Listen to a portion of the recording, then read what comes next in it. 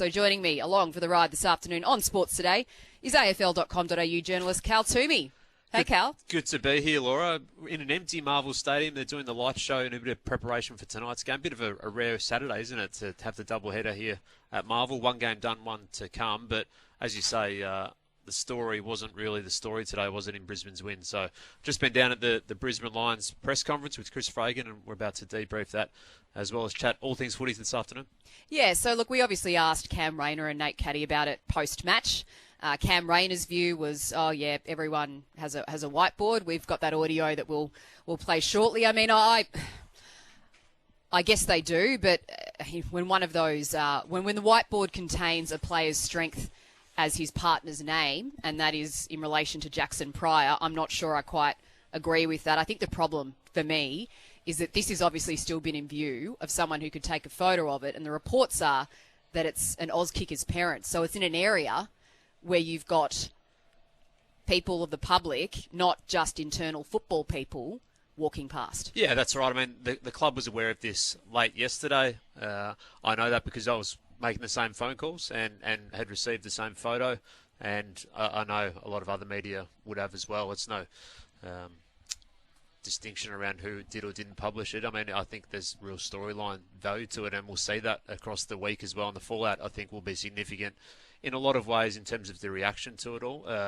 As you say, every club has a whiteboard. I'm sure in different clubs, maybe the forward line is grouped into its main room, or the midfield does it separately, or they're somewhere else. But to have it in wide view and to have, as you say, the partner's name of one of their former teammates and former players, I think that adds a whole different extra element to this storyline that, to be honest, I think Brisbane has underestimated. And I've just come from, as I said, Chris Fagan's press conference, and he was extremely strong on the fact that this was an error made by not the club, but the person who took the photo, and basically called him a wannabe hero, for want of a better word, to take the photo and then spread it and post it on Facebook. And Brisbane had, I would say, probably 16 hours to come up with a response, and I think their response at that point was to see it out and hope that it wouldn't get posted or published. In the end, it was, and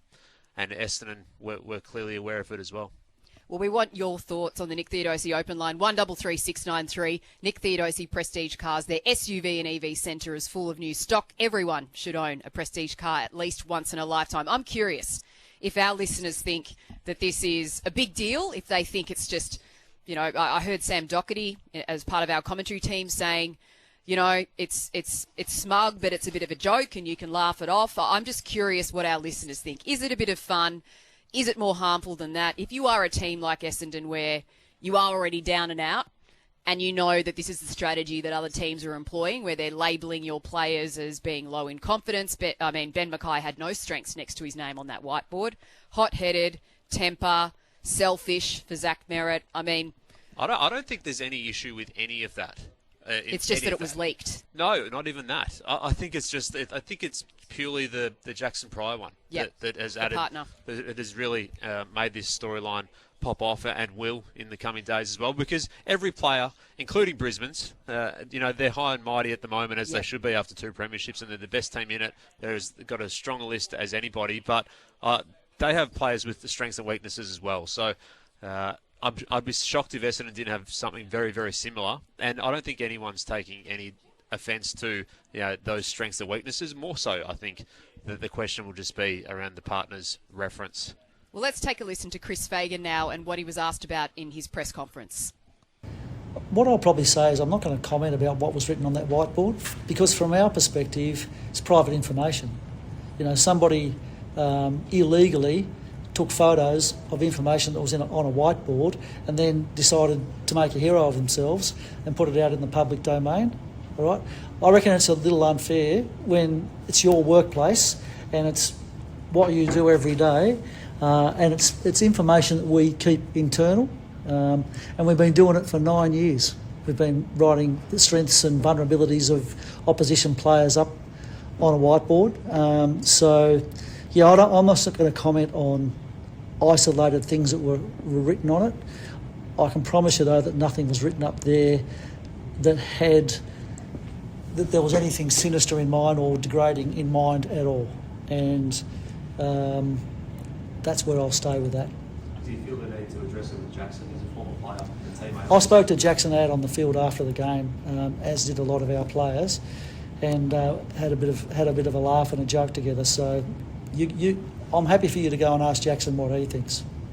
Does it make you think twice about allowing external people into the club? It sounds like it Well, was a yeah, sometimes. It's very disappointing. Like, we go out of our way to bring the community into our football club and use our facilities. For someone to do that, it's really disappointing, and it makes you feel like not bringing the community in, just keeping it exclusive as an elite performance centre, And it staggered me when I heard about that. I thought, oh, that's really disappointing, and that man was there with his children, using our facility, and he decides to do that because he's an Essendon supporter and be a hero. I think that's really disappointing.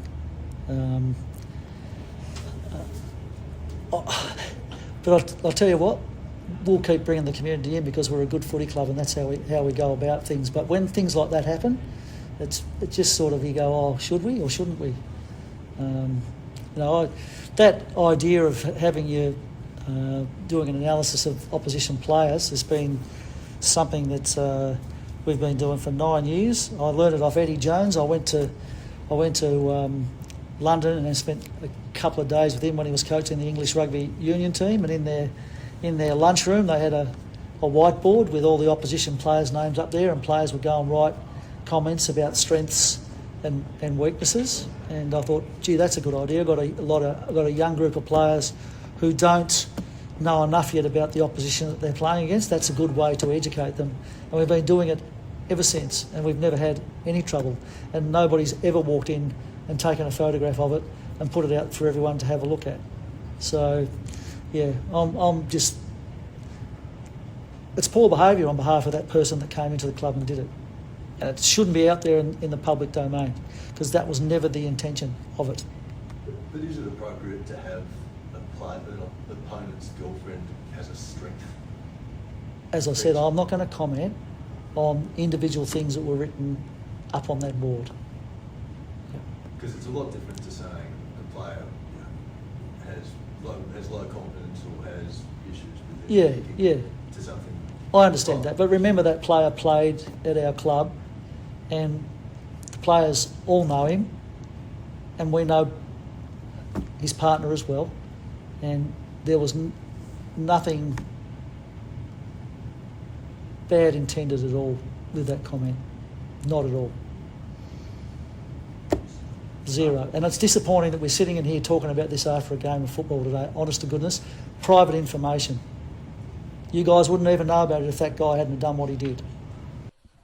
Well, he can say it's disappointing, but the fact of the matter is that it's out there. And that's the nature of this game. That's the nature of being a public face in a very public game, that sometimes these things happen. And when they do, you've got to address them. So that was Chris Fagan there saying that this was done illegally, that it was private information. It's unfair because it was in their workplace, that the photo was taken by an Essendon supporter who was using their facilities and was trying to be a hero. He thinks it's poor behaviour, but that the club has been doing this for a while in terms of labelling opposition players' strengths and weaknesses ahead of a game. Jackson Pryor had a laugh and a joke after the game at the fact that his partner's name was listed on that whiteboard as a strength. I still don't think that's appropriate. I know that he played with them. I know that Chris Fagan said they know his partner.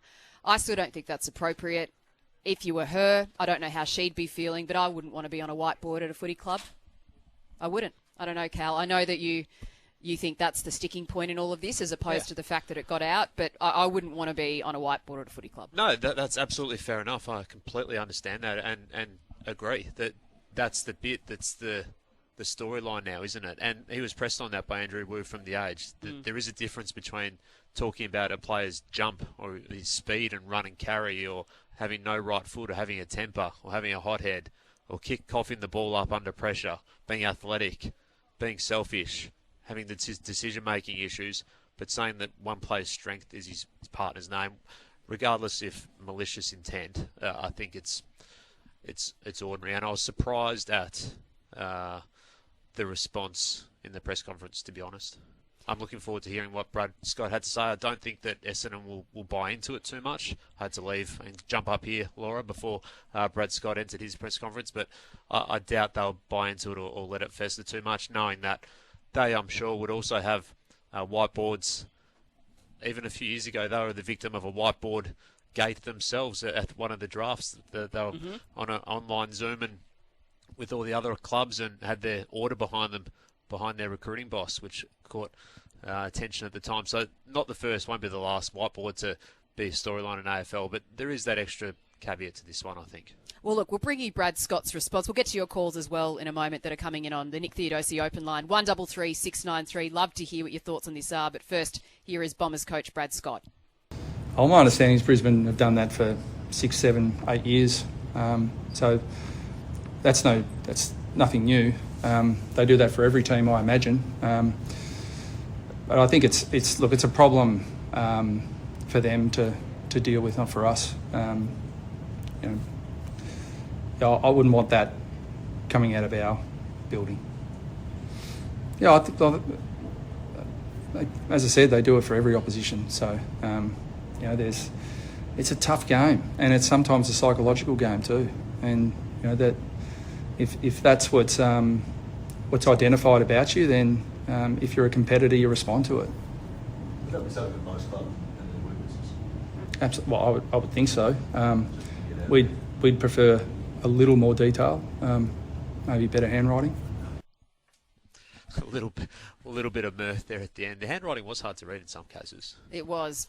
But I think that comment, I wouldn't want it coming out of our building. I think he's sort of empathising with the fact that it being leaked is not something pleasant. As a coach, you don't want any of your strategies or tactics around game day being leaked.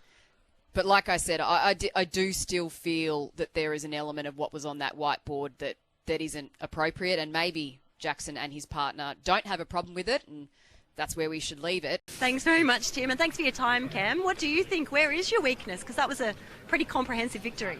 I think our weakness this year has probably just been our consistency and our ability to do it week on week, and I guess now it's 2 weeks in a row where we've brought the pressure early and it's withstand throughout the game. So the ability to keep backing up and doing that no matter who we're playing against, I think, is where our improvement lies.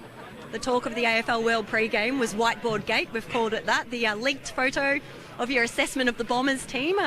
What was your thoughts when you realised that had gotten out? I'm pretty sure every other 18 clubs have a whiteboard around their opposition, so I don't think it's anything out of the ordinary. So it's a little bit disappointing, obviously, that it gets leaked, and the person who did it obviously had his son there doing Oz kick, so it's a little bit disappointing for him. But it is what it is. It's footy. Every club does it, so it's just a bit unfortunate that it came out. Cam, the Lions get a very good run on 3AW. We've got a man named Lee Matthews who coached the Three Flags, and another one called Sam Doherty who was drafted and went north many years ago. He was number one originally, Cam, before you, right? But no, well done. Great. Just tell us about the influence of Oscar McInerney was tall and he was good in the ruck, but the life and energy of Sam Draper, that is the new addition to the team this year. Yeah, he's been awesome, and even chatting to a couple of the Essendon boys after the game, and they spoke about how he would have fitted in seamlessly just because of his character, and that's really what he's done. Like 2 weeks after he got to the club, I feel like he'd been there for a long, long time, and he's built the relationship with the rest of the players, and we trust him out there. So he's a different ruckman to Oscar. I feel like Oscar was a bit more stand and drapes jumps into people, but he's been awesome. And I guess while I'm on that topic, I think Oscar actually played a game of local footy today, so I hope he went well. Good. Cam, Sam Doherty here, mate. We're marvelling at your uncontested mark game. I know it's a feature of the way you play your footy. Was there extra focus on it tonight? You had 163 marks, which is out of this world. But was that a focus coming up against Essendon, or just part of the system as normal? Yeah, it was a little bit part of the system. I feel like we actually probably overdid it a little bit in that first half, and as a forward, when the back are just sat up kicking it side to side, can get a little bit frustrating. But it is a part of our game, and it's something that we've worked on, and we have the skills in that back half of the ground to really move the ball up with our short kicks. So it was in full flight today, and I'm sure all those boys in the back line had a field day kicking the ball around. And just talk us through some of your mates down there. There's the shared load of 4-goal performances from Morris, Zach Bailey and Kai Lohman. What's it like playing with your forward line? I think you're the most dynamic group but in the AFL, but what's it like playing down there? Yeah, it's good. I feel like, when you have that ability to share the load, we focus as a forward group this year, just been about really mature performances and pressure, and all the boys down here in that forward line have that offensive flair that when we get our hard stuff done in our defence and our pressure, we can really show our skills on the way back through. So it's a good forward line to be playing in when the ball's coming in like that, and as you can see, and I feel like it's well known that we have a lot of fun down there, so it's great footy. Just in the one of the things hit me today, Cam, was the amount of one-on-one contest that you run aerially. You would have got your 2 or 3. Kyle Lehman got his 2 or 3. Charlie gets his 2 or 3. But that is in terms of the systematic part of it, or is it just the kicker has to find the right option? If you can find a one-on-one, don't be afraid to go to that. Yeah, I reckon you're right, Lee. I think a lot of the boys in that forward line really are damaging one-on-one players. Like you say, like Kai and Charlie, which are classified as small forwards, they're still really damaging in the air as well. So that's a big part of our strength as a forward line. And if we can get as many one-on-one contests as we can in there, I feel like we'd back ourselves against most teams. So I think the working thing that we need to do, keep working forward, is just make sure we can isolate those one-on-ones, and when we can find that we have them, just work together and play that selfish role to give each other a chance. So it's good. Cam, your disposal by foot as a group, you're a highly skilled team, there's no doubt about that. But I wonder, whether it's a particular priority to develop that side of your game. It produced when Chris Fagan was at Hawthorn working with Alistair Clarkson. That was sort of the thing that singled Hawthorn out. And these days, Sam Mitchell's doing the same sort of thing at Hawthorn. So is this something that just happens, or it's no accident? No, it's no accident. It's something that we've worked on, and something that I remember when I first got to the football club 9 years ago, that it was something that we made sure that when we got in there, that was the thing we put a lot of our work into. There's teams like the Bulldogs who really do really well with their hands and the touch they put in, and we're trying to emulate that as well with our kicking and our handballs as well. So a lot of the credit goes to our development coaches at the football club. They hammer us about getting out and doing extra touch, and it's driven by blokes like Lockie and Zork and Froggy Lester. So we've got great role models around, and when you can see the results that come out in the field, you'd be silly not to go out there and put time into it. And sometimes we watch you guys play and think you've got eyes in the back of your head, you get it and give it instantaneously. But that little handball game, I see you training every now and again. Almost every training session you're doing that little, rectangle, like 12 versus 12. But just to practice your handball under pressure and in congestion. Yeah, exactly. And then it almost becomes second nature. Like we know where we are, and obviously when you're playing that selfless footy where you flick the ball on and just give it to the first person, they can make the decision from there. So as I said before, when we're doing this, it's a really, really good team to play in, and we just need to make sure we do it more consistently. Cam, thanks for joining us on 3AW Football. Just a very quick one, and a rather simple one I would have thought to finish up with. Reading the paper this week, how local clubs out in the EDFL, you would only carry 1 point in their counting points because you're a product of local. If you ever come back, like in 10 years' time, do you play for Hillside or do you play for Doodoo Stars? I don't know. I might go to Doodoo's, I reckon. I won a couple of premierships in the back end of my career there, so I might have to go back and try and light that one back up. I think the one thing I look forward to is playing back with my brother, so who knows, it might be to Taylor's Lakes and go and see what he can do. Oh, yeah. One of the last, but just to point out to the listeners, Cam, when he talked about the last game of his career in the Northern League, playing in premierships, was at 15. So 14 or 15. So there we go. Cam, thanks for joining us on 3AW Football. Always great to watch your team play. Many successes as season 2026 rolls on. Thanks very much. I've got Nate Caddy with me. Nate, thanks so much for your time. A bad loss today. They really put the foot down after half-time. Yeah, it was obviously not how we wanted the game to go. We just fell apart a bit at the second half, and not what we wanted to do. But we'll move on and look forward to next week. Most of the footy world pre-game was talking about whiteboard gate, the leaked photo from the Brisbane planning session, analysing you guys, your strengths, your weaknesses. Were you aware of that before you went into the game, and what were your thoughts? No, I don't know what you're talking about, to be honest. I don't know what you're on about, so... I can see in your face you were very aware. No, I don't know what you're talking about, to be honest. It was it wasn't on my mind, to be honest. I just worried about playing football. Nate, it's Sam Doherty up here, mate. Well done on your night personally, mate. You presented all night. You worked your backside off. The 3 goals, 5. Might be a bit of goal kicking practice during the week, but I thought you were outstanding for your side. I'm just curious on your thoughts to the start of the season for you guys. What have you learned about yourself and the group? Yeah, that I do need to have some goal kicking practice. I think that's 6-8 for the last 2 weeks, which is really disappointing, and I'm letting the team down by not executing. But we started off really poorly. We had a really good game against Melbourne. Did what we want to do against Gold Coast, but didn't get the win. And unfortunately, we've dipped to the low that we had at the start of the season again, which is no good. And we've got a lot to work on. We know that we're trying to get there quick, but sometimes it just takes a bit of time. But yeah, we all back each other. We're just really excited for when we can, play as a team and work through things. But at the moment, it's pretty tough. Just drawing back onto that, say the game against Melbourne. What stands out when you guys are playing your best footy, and what are you guys chasing at the moment? It's just our pressure method. The way that we want to, play against teams is just, really pressuring them and making sure that they've always, got to make a decision and, being there for when they do. We've proven that we can do it, and we got a lot of belief in that game. And unfortunately, it's kind of fallen apart. But we don't use the excuse that we're young, but we are learning all together. I think I've only played about 35 games, and the rest of a few boys have only played less than 10. So we're all working it out together, and we're really excited for what's to come. But this is just growing pains, I think, at the moment. And I'm just really excited for when things turn, and I think all the boys are as well. We'll keep fighting for that. Just as a team, when the opposition, and the Lions do it better than everybody, just kick the ball around to each other in uncontested marks. Now, and Sam and I asked Sam the question, well, what can the opposition do about it to prevent that happening? I mean, you would have talked about that, you guys, in the pre-game. Obviously, they got the 160-odd uncontested marks. In terms of out there on the field, what can an opposition do to prevent them doing that so easily?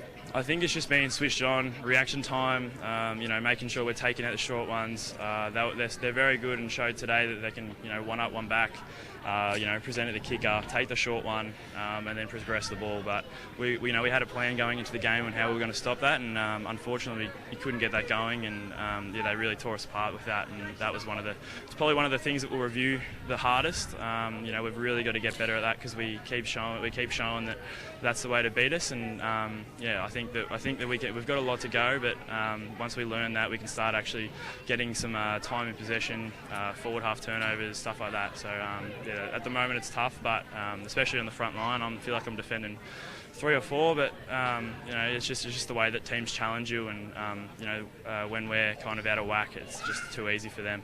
I think you've given a a fairly blunt assessment, Nate, and taken sort of it's just not good enough going down by 10 or 11 goals. But I mean, there is a yawning chasm between the experience and the levels of output that the two clubs have achieved. They've won the last 2 flags. You're having to work from the bottom up. So do you come away with a bit of glass half full because of good phases that you had in the game, even though they had more of them and they scored very easily at times? Not really. I'll speak on myself. I don't really want to take mediocrity, to be honest. It's really tough to lose by that much 2 weeks in a row, and to be honest, it's been a lot of my career at the moment. So I'm not gonna. If we're just going to take little things and say it's say that's what we want just for maybe 20% of the game, then that's just not going to win, and that's not going to win games. So we've got to make sure that we're a consistent 10 out of 10 side, and that's what we're striving to do. But yeah, definitely won't be taking and saying we've had a mint game, because we haven't. We've lost by 80, so it's pretty tough. Nate, thank you very much for that open and honest assessment of where you are. Genuinely appreciated by certainly all of us here, Lee Matthews and Sam Doherty up here as well. On to next week is basically the way you have to look at it. Thanks for joining us on 3RW Football. That's it, mate. Thanks for having me. I appreciate it. Nate